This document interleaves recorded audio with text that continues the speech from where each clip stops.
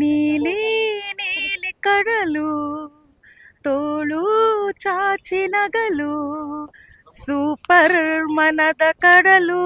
Movie ತುಂಬಾ ಚೆನ್ನಾಗಿದೆ, photography scenery ತುಂಬಾ ಚೆನ್ನಾಗಿದೆ. ಯೋಗರಾಜ್ ಭಟ್ ಅವರ ಈ ಒಂದು ಡೈರೆಕ್ಷನ್ ನನ್ಗೆ ಪುಟ್ಟಣ್ಣ ಅವರ ನೆನಪು ತುಂಬಾ ಬಂತು, ಉದಯ್ ಶಂಕರ್ ಅವ್ರ ನೆನಪು ಬಂತು, ಹಾಡ್ ಸಹ ಅಷ್ಟೇ ತುಂಬಾ ಚೆನ್ನಾಗಿದೆ. ನಮ್ ಎಂಟೈರ್ ಫ್ಯಾಮಿಲಿ ಕೂತ್ಕೊಂಡು ನೋಡುವಂತ ಸಿನಿಮಾ.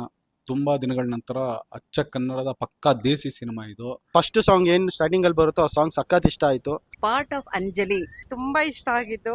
ದಟ್ ಅಂಜಲಿ ರೋಲ್ ತುಂಬಾ ಚೆನ್ನಾಗಿದೆ, ಯಾಕೆಂದ್ರೆ ಆ ರೋಲ್ ಮಾಡೋದು ಸ್ವಲ್ಪ ಕಷ್ಟ ಅನ್ನಿಸ್ತು ನನಗೆ. ಹೊಸಬ್ರು ಮಾಡಿರೋದು ಅಂತ ಹೇಳಕ್ಕೆ ಆಗಲ್ಲ.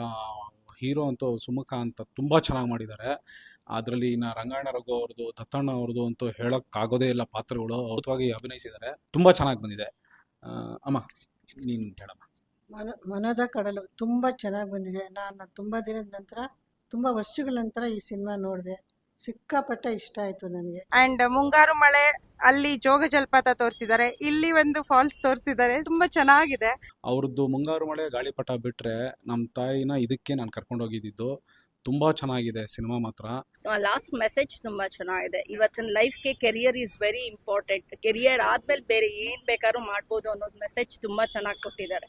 ಆಯುರ್ವೇದಿಕ್ ಬಗ್ಗೆ ತುಂಬಾ ಒಳ್ಳೆ ಮೆಸೇಜ್ ಸಿಕ್ಕಿದೆ ಇದರಲ್ಲಿ. And watching a fantastic movie today is really a good day. ಎಲ್ಲರೂ ಫ್ಯಾಮಿಲಿ ನೋಡ್ಬೋದು.